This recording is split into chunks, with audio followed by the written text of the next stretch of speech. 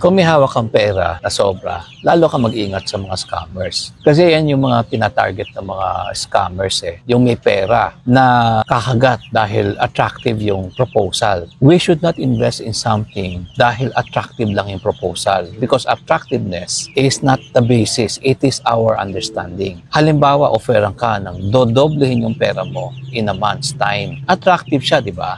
So, hindi ako mag-i-invest dahil attractive lang siya. Mag-i-invest ako dahil naiintindihan ko yung proposal at naiintindihan ko paano siya kikita at naiintindihan ko yung nag-o-offer, nagtitiwala ako sa kanya.